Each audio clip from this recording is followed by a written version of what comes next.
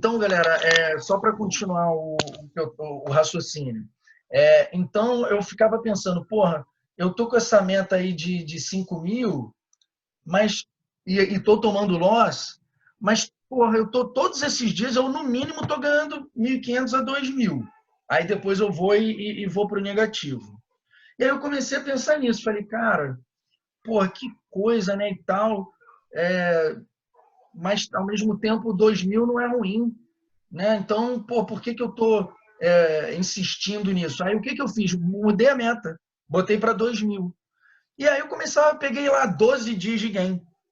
Porque na flutuação do mercado, né, que ele é uma renda variável, então ele flutua, ele vai para cima e vai para baixo, eu percebia que eu ganhava aqueles 2.000, mas se eu continuava na flutuação do mercado e o lote era maior, aí em algum momento batia o 5.000 de perda, às vezes batia antes do ganho, né? Porque quando batia no ganho, ok, eu já parava.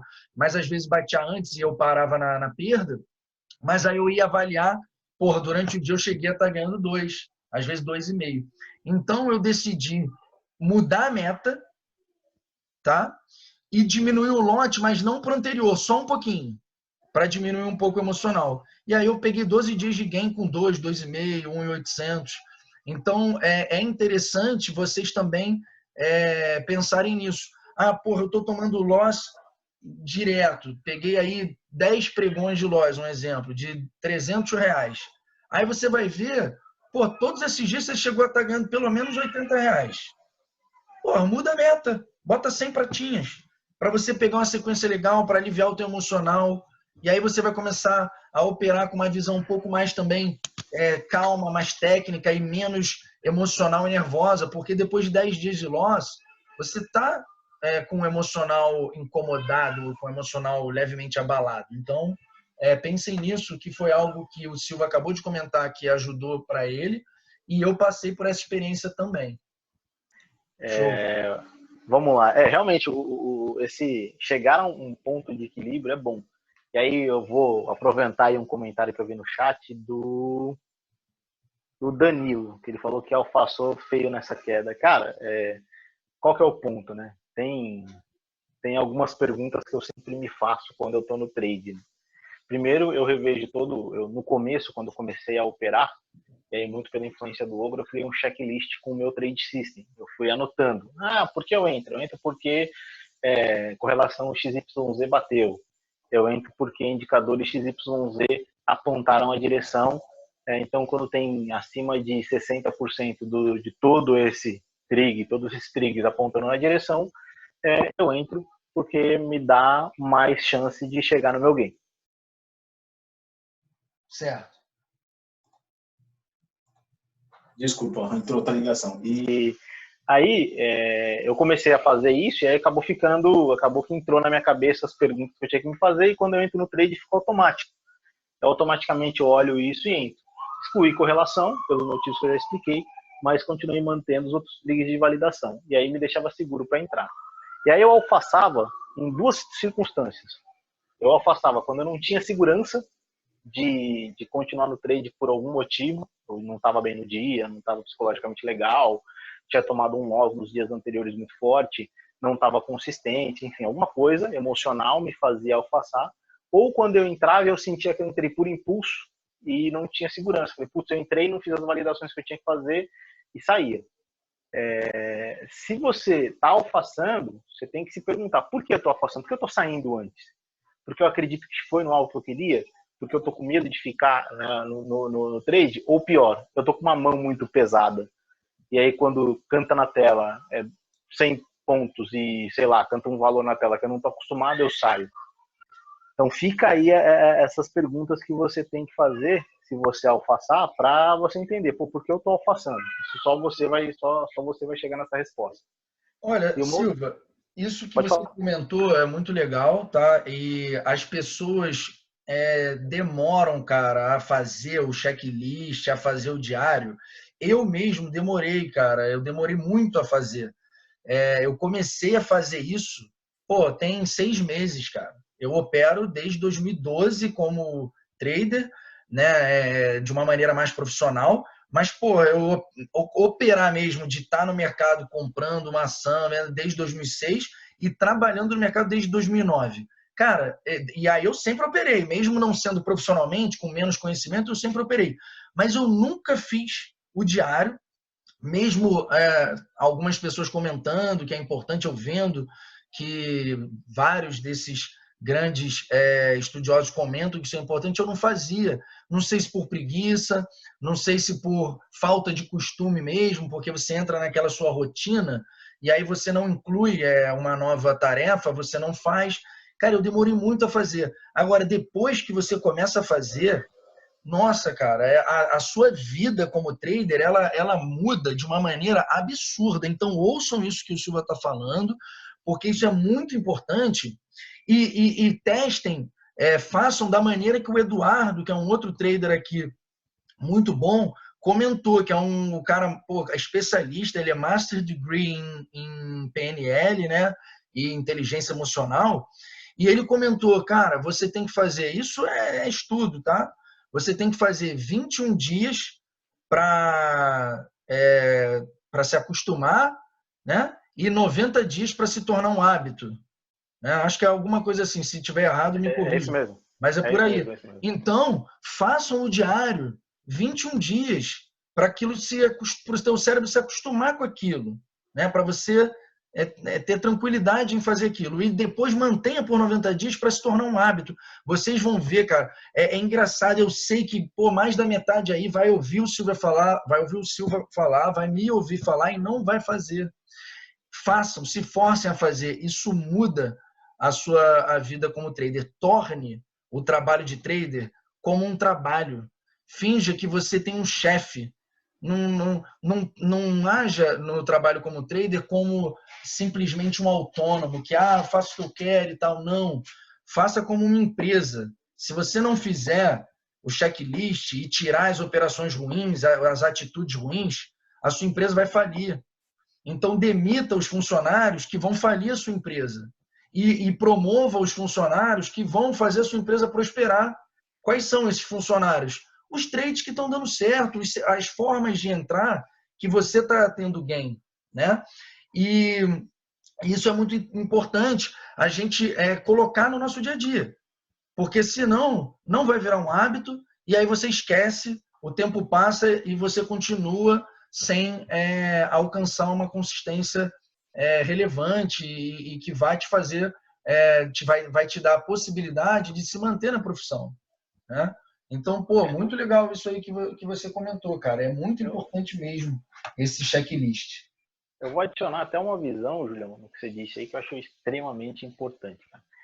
Que eu trabalhei por muito tempo em multinacional. E uma coisa que é fato em qualquer empresa que ou está crescendo ou já é grande, é que ela tem um BI, um Business Intelligence. Ela precisa daquilo para tomada de decisão. Senão, ela não sabe quais direções que ela tem que tomar. E aí, para ela chegar naquele BI, ela precisa de dados, de números, de informações que ela vai adquirindo com o tempo. E o que o seu relatório é? O seu relatório são os seus dados. Eu só consegui chegar nesse número que eu cheguei hoje e estou nesse experimento que aparentemente, primeira fase, que é o que eu estou considerando esse fechamento de hoje, foi positiva. A segunda fase, que é um mês sendo bem regrado nisso, que é a segunda fase, se fechar positiva me dá mais segurança. E a terceira fase, que para mim aí já é um relatório de 3 meses, com consistência, mantendo o fechamento do mês no game, mantendo os números tanto no loss quanto no game, que eu procuro ser positiva. Se eu chegar nisso, me dá o resultado final. Então, é importante você ter os seus dados, o seu número e o seu relatório de trade, ele vai te dar os seus números, porque ali você vai entender, por que eu tô alfaçando, por que eu tô tomando muito loss, por que eu ganho R$100 e perco 150, quais são os porquês? E esses porquês vão te dar as respostas que você precisa para você conseguir trabalhar o teu emocional. Porque a gente acaba quando eu fiz muito isso. Eu tomava uma sequência de loss, o que eu ia fazer? Eu ia estudar mais. Porque para mim a resposta estava na análise técnica. E Sim. na verdade não era. A resposta estava dentro do meio emocional. Eu tô fazendo cagada no meio do trade, tô comprando esticado, eu tô comprando esticado e tá voltando, eu tô vendendo esticado e tá voltando, tô comprando topo e tô vendendo fundo, enfim, tô fazendo um monte de cagada. Tô sendo trader alpinista, né? Isso. Então era tudo de ruim. Então, os meus relatórios de trade me deram essa resposta e o meu checklist fez eu formar o meu trade system. Por quê? Com o tempo ele foi se modificando. Acho que eu tive, cara, se eu for dizer para você, acho que eu tive ali facilmente aí uns 5 a 6 checklists que eu fui fazendo. Até eu chegar no meu modelo. Que aí foi o que eu falei para você, eu excluí correlação. A maioria dos meus amigos usam correlação e me chamam de louco. Falam, você tem que olhar o SP, você tem que ir. Eu falei, eu olho, não fico acompanhando o tempo todo, mas eu olho. Antigamente eu ficava tradando o SP para tradar o índice. Hoje eu já não faço mais isso. Eu só bato o olho. Então, você vai chegar com o seu checklist no teu operacional e com o seu relatório de trade no final do seu dia, no que você, nos seus números que você tem que ter para sua tomada de decisão. Sim, exato, cara, com certeza. Eu, por exemplo, eu olho o S&P e eu, às vezes, faço como você falou que não faz. Eu olho treinando, eu vejo que ele está fazendo um topo e está testando uma média, eu vejo que o índice aqui está próximo de fazer, eu acabo antecipando. E isso nem sempre dá certo. Então, assim, por mais que eu faça, eu sei que nem sempre dá certo, mas muitas vezes também dá, eu continuo fazendo. Mas para você não foi legal, você excluiu. E é assim que tem que ser, porque uma coisa que funciona para mim não funciona para você. E mesmo que, não, mas está comprovado que a correlação é mais de 90% dos pregões. Ok, mas o que importa não é o mercado, não é o pregão, não é o número, é você. O que funciona no seu dia a dia.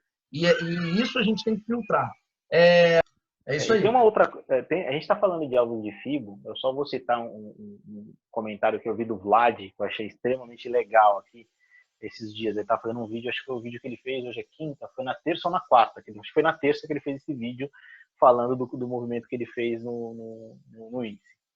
Ele fala muito de trade objetivo e trade subjetivo. A gente está discutindo nesse momento uma subjetividade, um alvo de FIBO em cima de um fundo. Qual é o fundo perfeito para traçar esse alvo?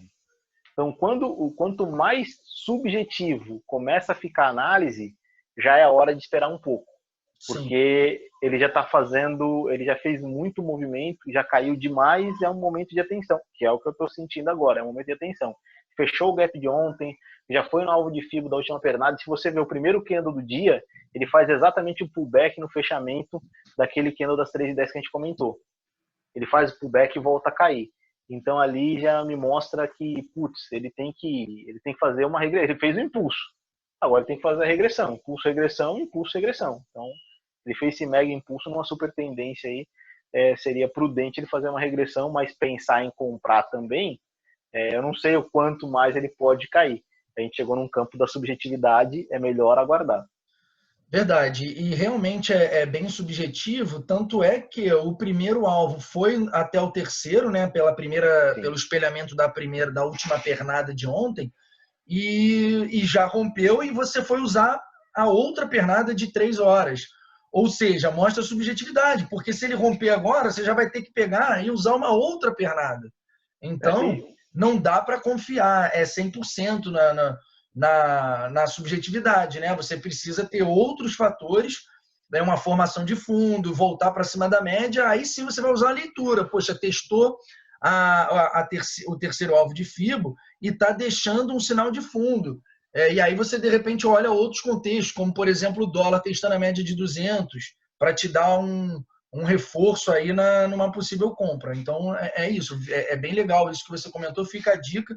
Quando o trader percebe que está começando a ficar muito subjetivo, né, a entrada, o setup e a confirmação, é melhor de ficar de orelha em pé, não fazer nada ou fazer um lote bem pequeno. Então, aí para fechar a discussão, tem um primeiro alvo de FIBO, que na minha opinião foi o primeiro pivô formado do dia, que foi onde ele cravou aí. Se você olhar o candle das 9h20, ele marcou um fundo, ele fez um pullback lá na 200, até na VWAP, naquela zona que a gente discutiu, rompeu esse fundo e começou a cair.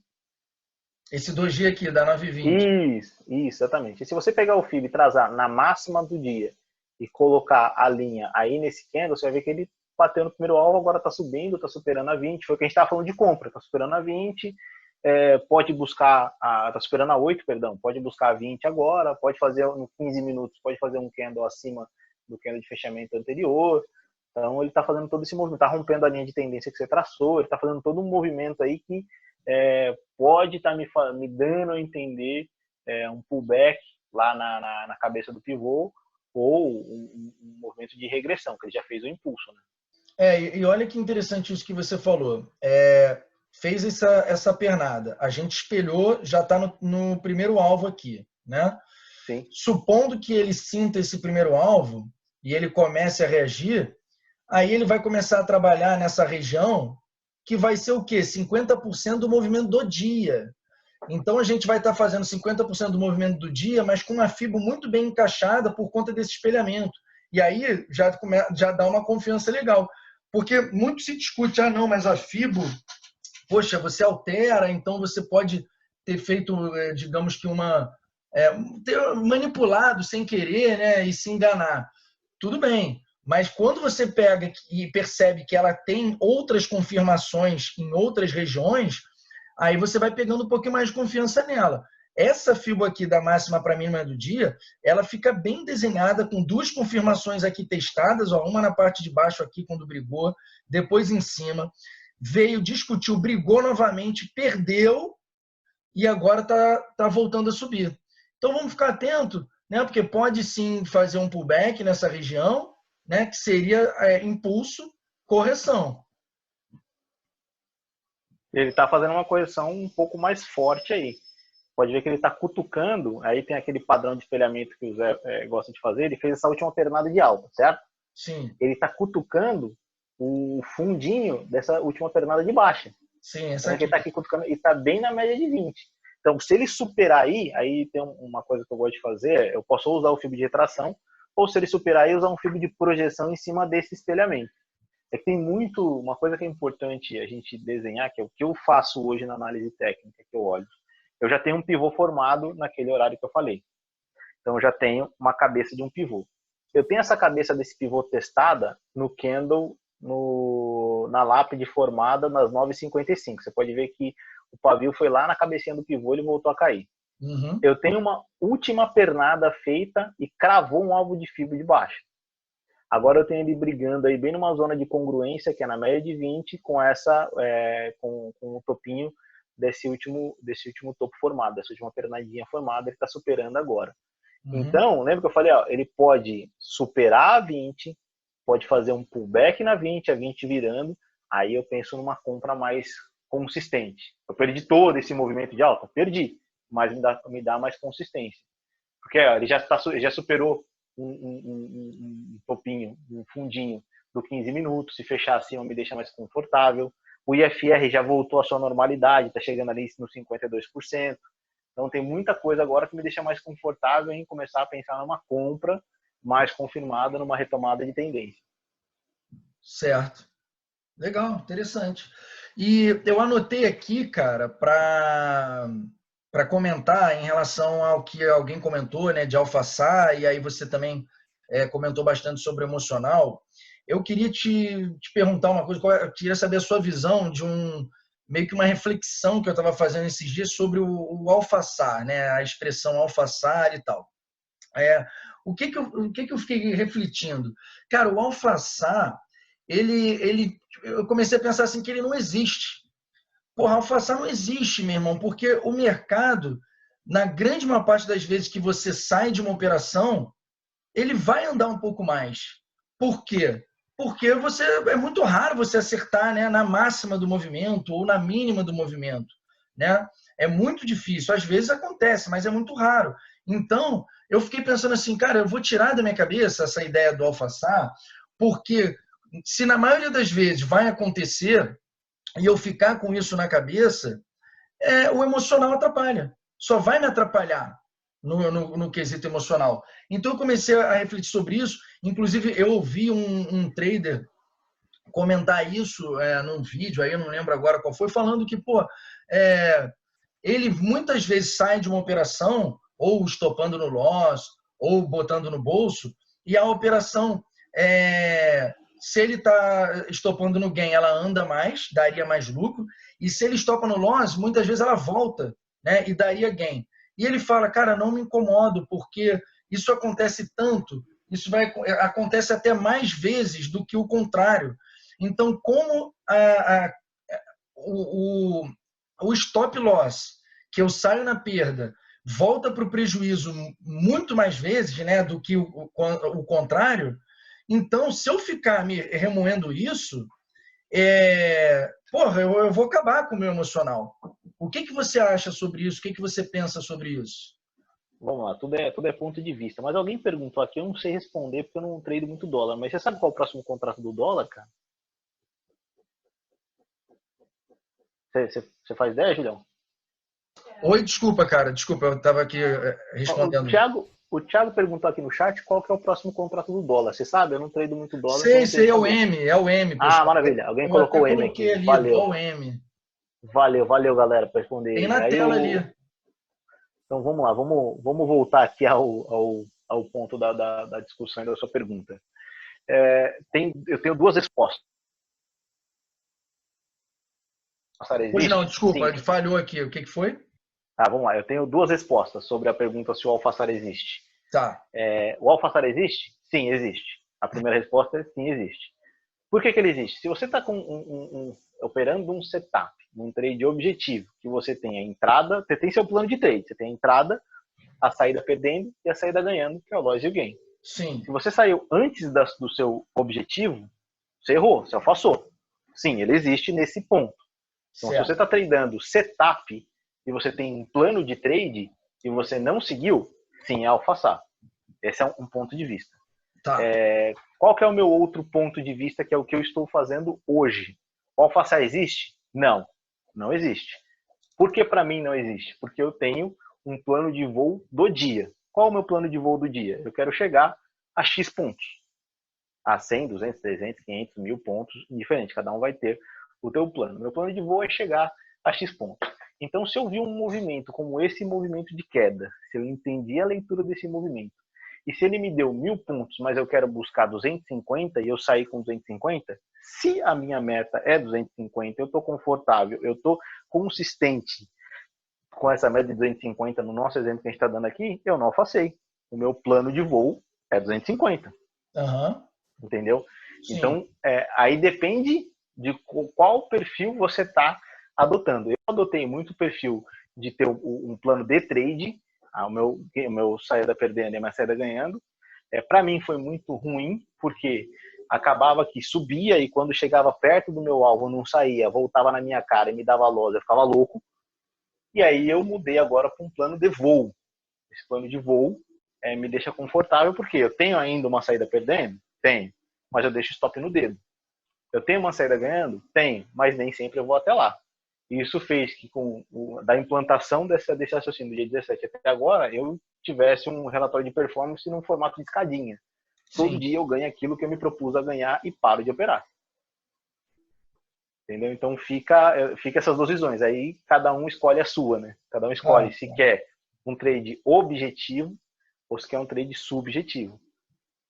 Pô, legal. É isso aí. É um pouco do que eu estava refletindo, porque as pessoas falam, né?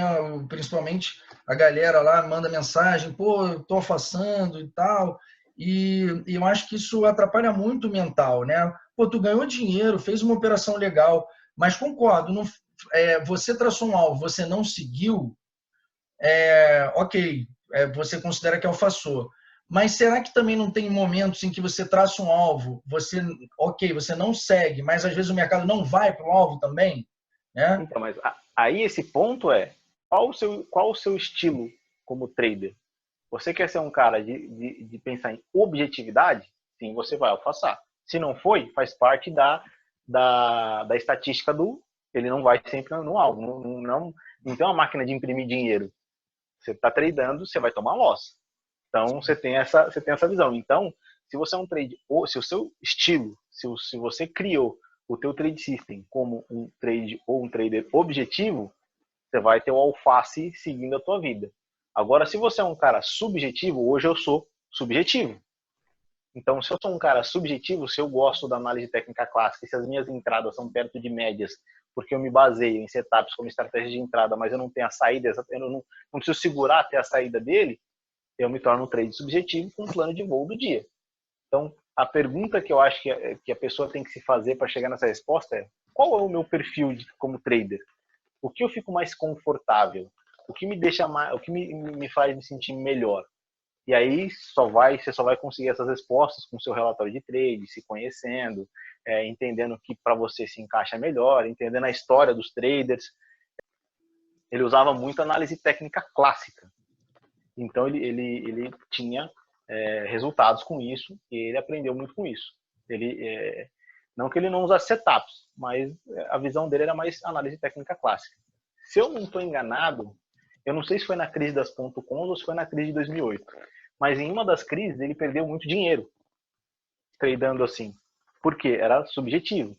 Aí ele pegou e virou a chavinha dele e virou um trader objetivo, usando muito setup e as suas estatísticas de cada setup.